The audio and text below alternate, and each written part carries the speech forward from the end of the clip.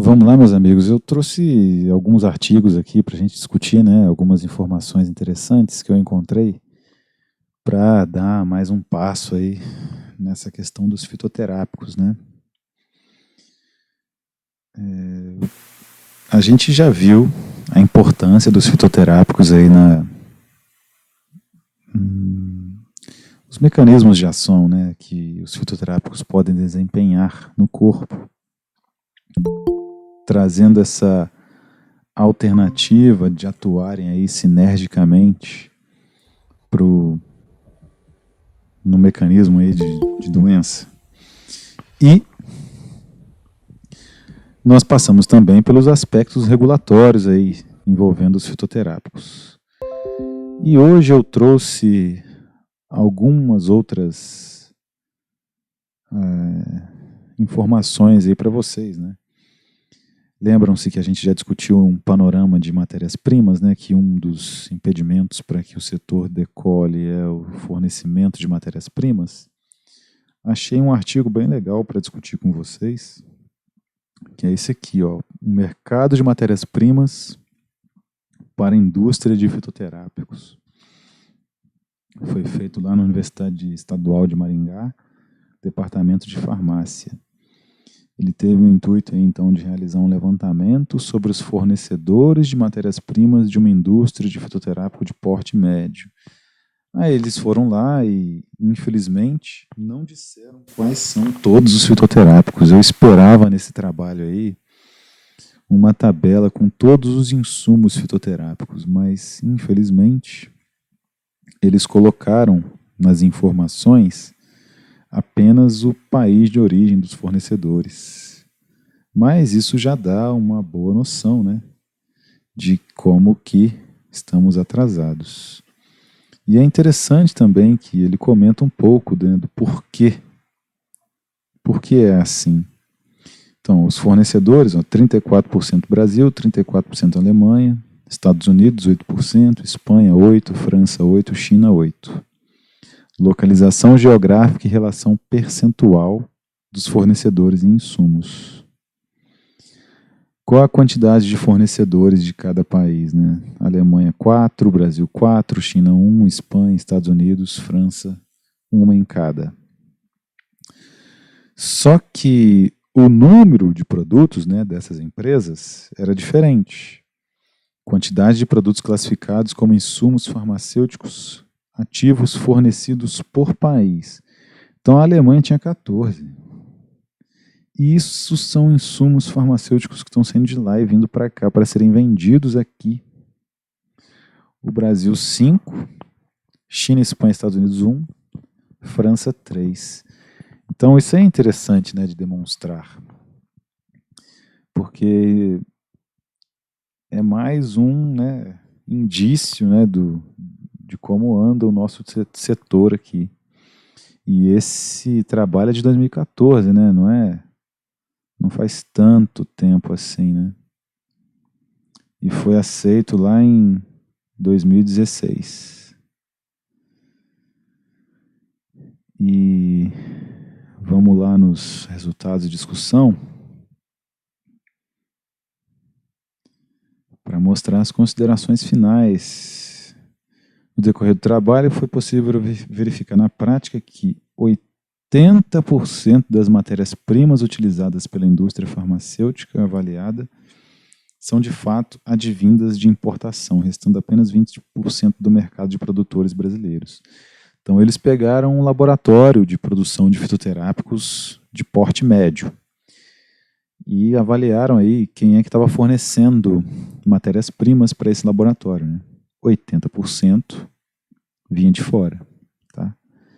Dessa forma, observa-se que o Brasil é um país que apresenta baixo nível de competitividade na produção de drogas vegetais quando comparado ao mercado internacional. Acredita-se que o investimento em capacitação dos pequenos produtores, em técnicas de cultivo, na tecnologia agrária e principalmente em infraestrutura poderiam gerar um produto de maior qualidade e, consequentemente, elevar o potencial competitivo do país. Essa é a conclusão clichê, né, a que todos chegam. Mas aí ele vai mais adiante. Além disso, é preciso uma modernização na legislação dos órgãos sanitários, buscando incentivar a pesquisa, desenvolvimento e exploração sustentável da biodiversidade brasileira. Eu acho que essa aqui é que é a inicial, né? Porque se não tiver essa modernização na legislação, não adianta nada ter isso aqui, ó, investimento, capacitação dos pequenos produtores, porque investimento tem, né? Essas indústrias aí, a gente viu lá naquele trabalho que foi apresentado que dinheiro não falta para esse povo. O que não tem mesmo é capacidade legal de executar o que a Anvisa pede. Por fim, se faz necessário um crescimento sustentável na economia brasileira, que fortaleça as políticas. Já vai pelo caminho que já tentaram, né, lá na Política Nacional de Plantas Medicinais e Fitoterápicos que eu mostrei para vocês, e também não deu certo. Enfim, vamos conhecer o currículo de uma pessoa. Eu queria mostrar para vocês. Estou subindo uma aula aqui. Não quer abrir essa página. Liberato Brum, escavador. Esse profissional da indústria escreveu um trabalho também que eu trouxe para vocês. Se não me engano, ele está trabalhando em Toledo. Concluiu graduação em farmácia industrial na Universidade Federal de Santa Maria, mestrado em ciências farmacêuticas pela Universidade Federal de Santa Maria, departamento de farmácia industrial.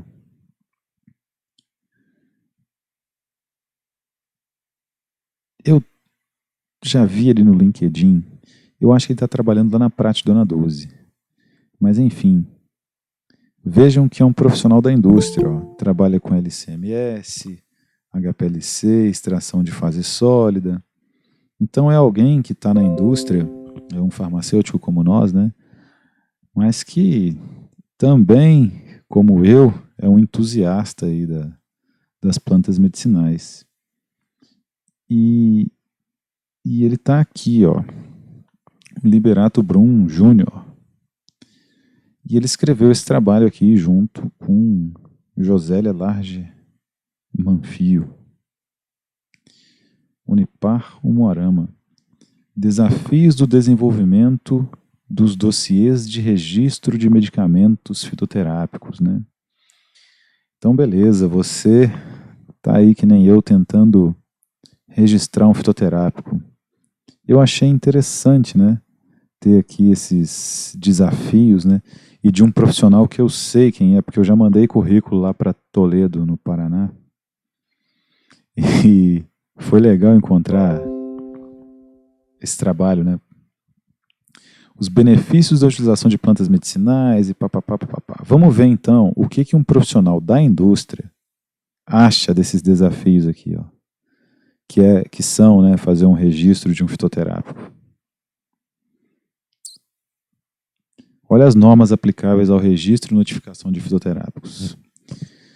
Então, com certeza, ele escreveu esse trabalho porque ele devia estar passando por essas necessidades lá na Prate, né?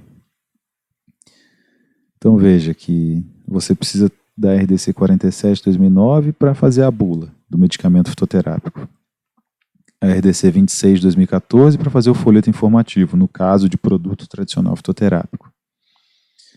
RDC 333, rotulagem de medicamento fitoterápico. RDC 26, rotulagem de produto tradicional fitoterápico. RE 1/2005, estudo de estabilidade. Aqui diz como é que você vai fazer o estudo de estabilidade, caso seja uma cápsula, né? Caso seja um creme, caso seja um xarope. A RE 899, validação analítica. RDC 17/2010, boas práticas de fabricação de medicamentos fitoterápicos. 13/2013, boas práticas de fabricação de produto tradicional fitoterápico. 96/2008, a legislação a respeito de propaganda de medicamentos. RDC 39/2008, a RDC relacionada com a pesquisa clínica, né, no caso então de medicamento fitoterápico. RDC 91/2004, caso você faça alterações após o registro do fitoterápico, né. 138, lista de grupos de indicações terapêuticas especificadas. E 81 de 2008, se você for importar o medicamento. A 26 de 2014, que é o registro de medicamento fitoterápico ou produto tradicional fitoterápico. E aí você vai fazer o registro simplificado, no caso de produto tradicional fitoterápico, né? E a RDC 4 de 2009 para regulamentar a farmacovigilância. É só isso aqui que você precisa saber para registrar um fitoterápico no Brasil. Dá uma desanimada ou não dá? Enfim. Vamos olhar aqui as considerações do Liberato Brum. O principal desafio é a análise desse princípio ativo. Porque se for medicamento fitoterápico, tem que fazer a mesma coisa do alopático. Teste clínico de fase 1, fase 2 e fase 3. Se for produto tradicional fitoterápico, não precisa do teste 1, do teste clínico fase 1, fase 2 e fase 3. Por quê? Porque você vai ter que encontrar informações que subsidiem esses testes clínicos em artigos científicos. Então é como se você tivesse que fazer uma tese, um TCC. Né? Então vai registrar o Vernonia condensata, encontra lá testes que foram feitos em animais com aquele extrato, testes de toxicidade, testes de eficácia terapêutica e por aí vai. Reuniu todos esses trabalhos, caso eles existam, ok. Você consegue fazer o registro simplificado, sem precisar dos testes clínicos de fase 1, fase 2 e fase 3. E a planta tem que ser usada por no mínimo 30 anos no país. Tá. Como que eu faço agora o controle de qualidade disso? Isso não é fácil, mas vamos dizer que você tenha conseguido. Eu tenho que padronizar os constituintes desse extrato. A medicina popular brasileira usa essas plantas, mas ninguém vai saber qual é o princípio ativo da planta. Lembram-se que nós já comentamos sobre sinergismo, né? Se você pega os extratos de 200 árvores do Parque Nacional do Itatiaia, nenhum deles tem um antimicrobiano, uma atividade antimicrobiana. Isola os componentes, isola 30 componentes de cada um desses extratos dessas 200 árvores. Nenhum tem atividade antimicrobiana, mas você não vê nenhuma bactéria matando as árvores do Parque Nacional do Itatiaia, nenhum fungo, nem nada. Por quê? Porque são vários compostos que atuam sinergicamente. A mesma coisa acontece com a Vernonia condensata, com as outras plantas medicinais que a gente tem aqui nos pastos afora.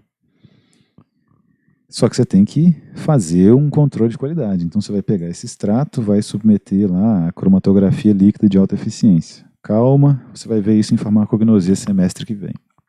Mas enfim, fez isso, fez o fitoterápico. O tempo mudou. Começou a chover. Você colheu aquelas folhas para fazer o próximo lote. Sabe o que acontece com a composição do extrato? Muda completamente. E aí, você já não consegue mais fabricar o produto, porque um lote vai ser reprovado, porque ele não se parece, né, com aquele lote inicial que você produziu o medicamento. Outra, eu não sei quais são os componentes químicos que têm relação com o efeito terapêutico, que é o que a gente chama de marcadores, né? Então, complicou. Tratando-se de produtos cujos ativos são derivados de plantas, é importante destacar que a metodologia analítica responsável pelo doseamento da matéria-prima e no produto merecem atenção especial. Quando você está produzindo um medicamento por síntese orgânica, você tem alternativas para isolar aquela estrutura lá. Você vai usar reagentes e catalisadores que estavam puros, né? Vai conduzir a reação orgânica e a maioria daquilo que for produzido, se você usar o catalisador ideal, a temperatura ideal, vai ser o seu produto, vai ser o seu fármaco.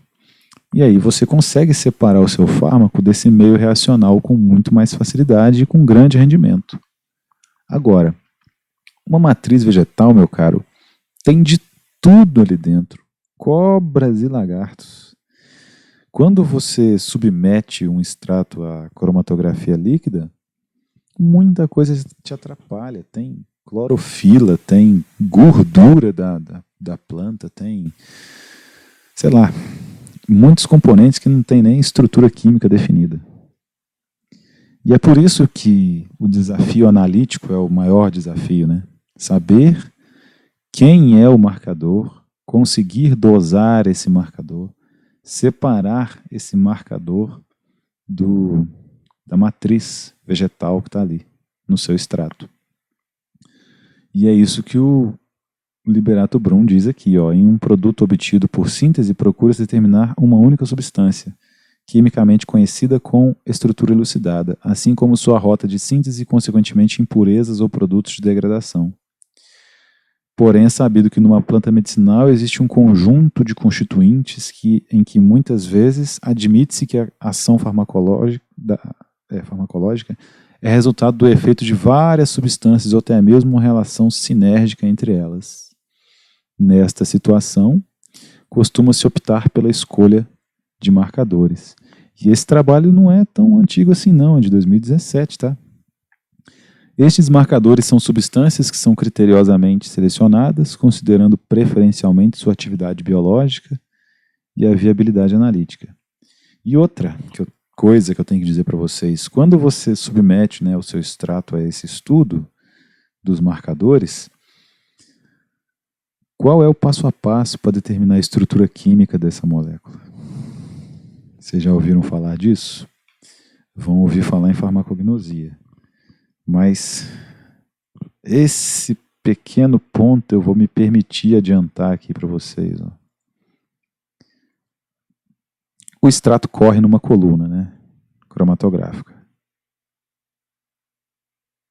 Tem uma bomba aqui, uma mangueira. A coluna é empacotada com sílica, areia. Né? Vou desenhar um olho aqui. Ó.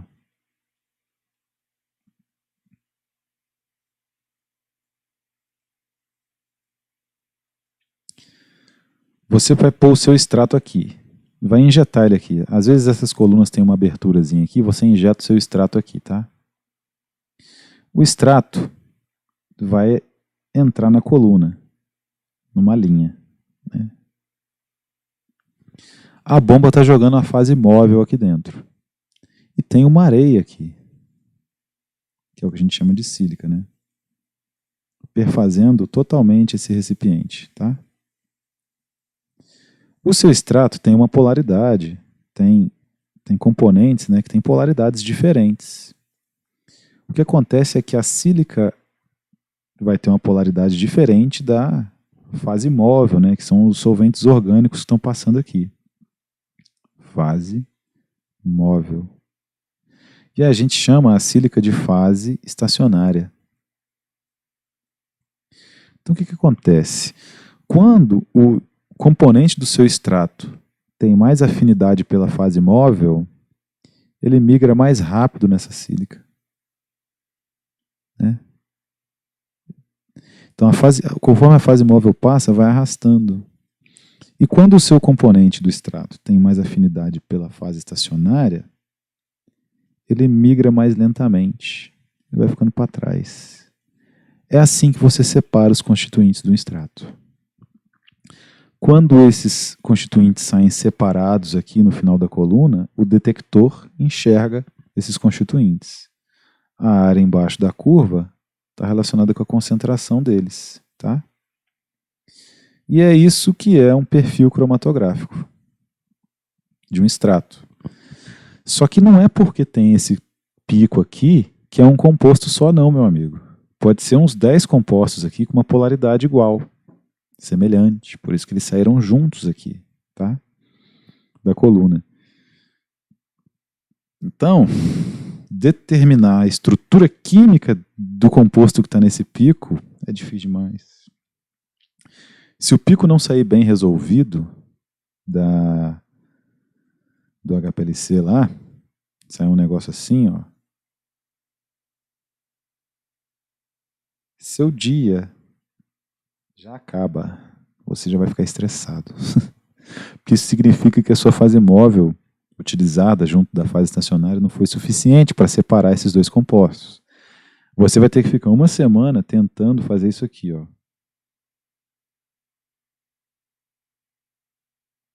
Separar esses dois. Alterando a polaridade da fase móvel, mudando de coluna, né? Porque aqui eles evoluíram juntos. E mesmo assim, não significa que esse pico único é um composto só. Pode ser 3 compostos aqui, tá? Depois disso, você usa essa mesma fase móvel em outros equipamentos que podem determinar a estrutura química do composto, mas também não é fácil. Então é por isso que ele diz essas questões aqui, ó, relacionadas com os desafios analíticos. Por isso que se optam pela escolha de marcadores. O que é marcador? Marcador é falar o seguinte, olha, esse extrato é rico em alcaloides. Alcaloides têm atividade, sei lá, laxante. Entendeu? A gente acaba tendo que recorrer para essa alternativa. Esses marcadores, então, são substâncias que são criteriosamente selecionadas, considerando preferencialmente sua atividade biológica e a viabilidade analítica. Ou seja, percentual presente na planta e a capacidade de quantificação. Então, se você for capaz de quantificar aquele percentual de flavonoides, flavonoides se tornam seu marcador. Este marcador estará presente na planta, droga vegetal e extrato padronizado. Dessa forma, o marcador assume o papel de principal substância a ser monitorada no controle de qualidade e nos estudos de estabilidade. Então, para você determinar aquilo como marcador da sua planta, você tem que fazer o extrato dela em diferentes épocas do ano, em diferentes condições, em várias plantas ao mesmo tempo. Porque esse negócio tem que estar presente em todas elas. Porque se não tiver, e você estabelecer aquele componente como um marcador, você só faz o primeiro lote do fitoterápico ou do produto tradicional fitoterápico. Se nos próximos não tiver lá, não adiantou nada.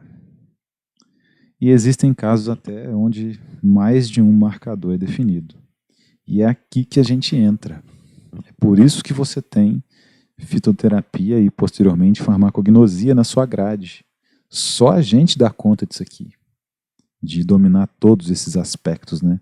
De legislação, que eu já mostrei para vocês, de mercado, de economia, de venda. A gente pega o medicamento, produto tradicional fitoterápico ou medicamento fitoterápico, da semente até o balcão, em todas as etapas, né? Para muitas plantas, já está definido em monografias farmacopeicas. Então, eu mostrei para vocês a Farmacopeia Brasileira, quinta edição, que eu acho que agora já está na sexta, e um documento lá com o Guia de Fitoterápicos da Farmacopeia Brasileira. Se o produto vegetal estiver ali, você já tem como fazer o controle de qualidade dele. Então, eu quero fazer um creme com folha de abacate. Já tem lá a folha do abacateiro padronizada, qual que é o marcador do abacateiro, da folha do abacateiro, né? Que você vai usar nos seus testes de controle de qualidade. No caso da folha do abacate não é creme, né? É chá. Mas beleza. Creme de arnica. Você consegue fazer o creme de arnica, fácil. Pega a arnica, planta bastante arnica, colhe a arnica, seca, trata aquela arnica, extrai, faz o extrato. Lá na farmacopeia já está direitinho quem que você tem que medir na arnica para que se torne seu marcador, para padronizar o extrato, né? E nós temos isso, na maioria das vezes, para plantas internacionais, né? Não para as nossas nativas, mas enfim, é a vida. Se tiver lá, então, na farmacopeia brasileira, né, a substância que vai ser monitorada no seu extrato já está lá também, inclusive para a droga vegetal. e extratos padronizados. Em se tratando do controle de qualidade, através de validação analítica ou estudo de aplicabilidade dos métodos compendiais, comprova-se a precisão, exatidão e especificidade dos métodos a serem utilizados na determinação desses marcadores. Então você vai pegar aquela metodologia de quantificação já descrita na farmacopeia e aplicar na sua planta, no seu extrato ou no seu produto, porque lá já tem o controle de qualidade de todo mundo descrito.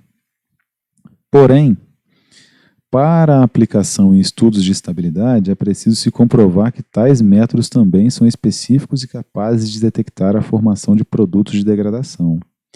Então você fez o creme de arnica, agora você tem que comprovar a estabilidade do seu creme. Então, mais uma dificuldade aí que você não estava pensando nisso. Você tem que saber no que aqueles componentes se modificam ao se degradar e quantificar esses componentes no seu creme. Este ponto poderá exigir a utilização de recursos analíticos de alto custo, como técnicas de cromatografia líquida acoplada à espectrometria de massas. Não vou detalhar isso aqui, porque isso aqui vocês verão na farmacognosia, que permitem, inclusive, o balanço de massas, ou seja, a equivalência entre a porcentagem de perda de teor de um marcador em específico e a soma do percentual das duas substâncias. Nossa, complicou demais.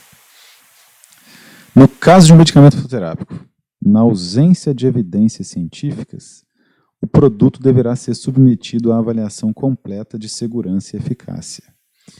Então é aquilo que eu estava falando para vocês. Medicamento fitoterápico precisa de teste clínico de fase 1, fase 2, fase 3. Por outro lado, os estudos pré-clínicos deverão ser realizados de acordo com um guia para a condução de estudos não clínicos de toxicologia e segurança farmacológica necessários ao desenvolvimento de medicamento. Deve estar nessa legislação aqui. Após comprovada a segurança do produto, deverá ser elaborado dossiê de desenvolvimento clínico de medicamento, conforme resolução específica, visando aprovação e anuência. Somente a finalização dos estudos clínicos de fase 3, o dossiê de registro poderá ser apresentado à Anvisa. Cabe ressaltar que esse processo envolve recursos substanciosos e prazos de pelo menos 7 anos. Muitos dos estudos não costumam ser realizados no Brasil e, para minimizar divergências regulatórias e de entendimentos, é importante manter diálogo com a autoridade regulatória, visando a alinhar conceitos que posteriormente serão úteis na aprovação do dossiê submetido. Viu que informação interessante aqui? Tá mais fácil você pegar a sua planta, extrair, levar para outro país, fazer o fitoterápico lá e depois vender aqui no Brasil. É mole? Conclusão: a correlação entre os requisitos regulatórios necessários ao registro de medicamentos fitoterápicos com as etapas de desenvolvimento do produto ratifica a necessidade de alinhamento entre as práticas de pesquisa e a realidade do mercado regulado. Então, para o Liberato Brum, a necessidade de uma regulação mais sóbria é primordial, tanto que ela vem primeiro aqui na conclusão dele. O desenvolvimento de um fitoterápico apresenta grandes desafios. É comum o reconhecimento dos benefícios das plantas, comprovação de segurança e eficácia. Fora tudo isso aí, tá? Comprovação de segurança, eficácia e qualidade necessários ao registro e comercialização de um produto, além de complexo, precisa ser criteriosamente planejado e conhecido desde os primeiros experimentos, porque tem que ser rentável, né, cara? Que senão não adianta. Este talvez seja o principal desafio para o desenvolvimento de produtos fitoterápicos, considerando-se o rico acervo de publicações científicas e o reduzido número de produtos disponíveis no mercado. Então, para o Liberato Brum, o problema não é esse negócio de falta de pesquisa, falta de política pública, não. É legal. O problema é legislação. É de suma importância a divulgação e a harmonização entre os diversos atores deste cenário, pesquisadores, patrocinadores e órgãos reguladores, entre outros. É o que eu tinha para hoje aí, meus amigos. Trazer para vocês o ponto de vista aí de um profissional da indústria, se não me engano, está na Prate Dona Duze até hoje, lá no Paraná.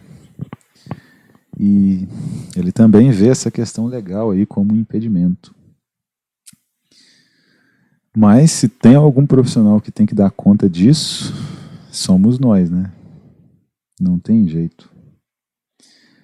O que vocês estão achando aí do registro de fitoterápicos? Dá para fazer no espaço de uma graduação?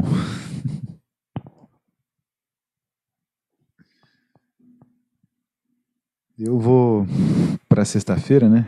Colocar melhor essas ideias aí em aula, que hoje foi uma correria danada, não deu tempo.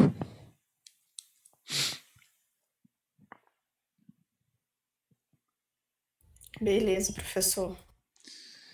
Aí a gente fica aí por hoje, é só. Me deu até uma dor de garganta, eu falei tanto na aula hoje.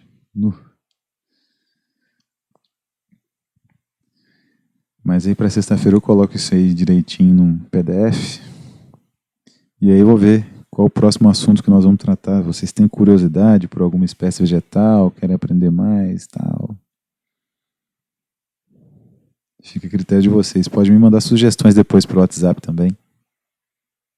Ah, beleza, professor. Eu ia até te perguntar, porque eu até tenho dúvida em algum, só que eu não tenho o seu telefone.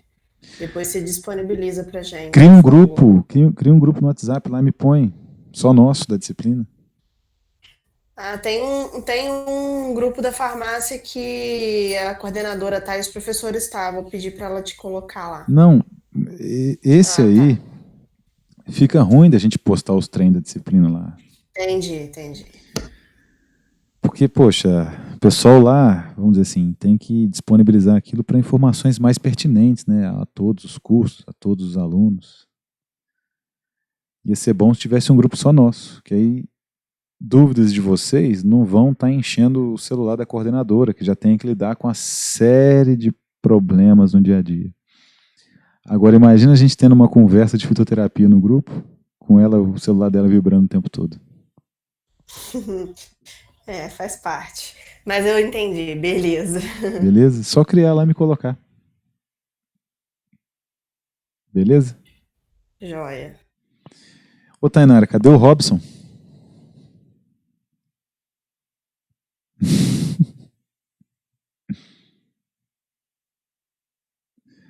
Poxa, me arruma esse telefone do Robson aí que eu vou ligar pra ele tá muito sumido. Semana passada, deixa eu ver aqui na nossa pasta da fitoterapia.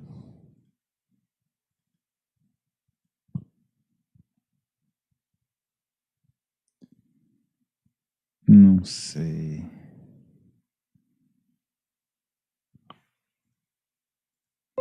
Eu acho que era o compêndio. Prova, política nacional. Consolidado, é esse aqui, ó.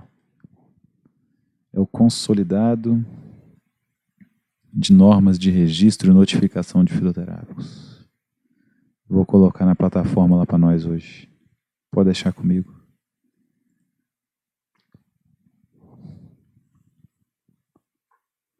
Ah, que mostrava vários exemplos de fitoterápicos para as patologias. Aquilo lá foi um artigo, né?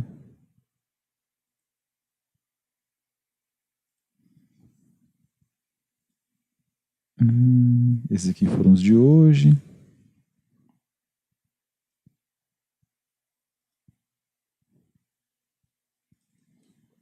Será que era esse aqui?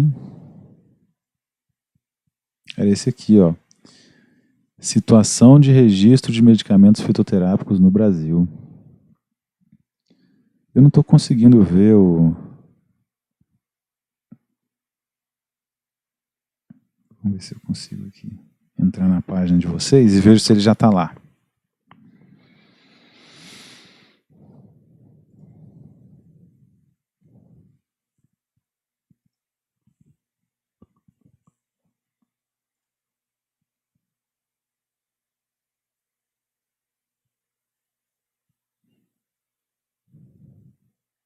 Aqui, esse aqui, ó.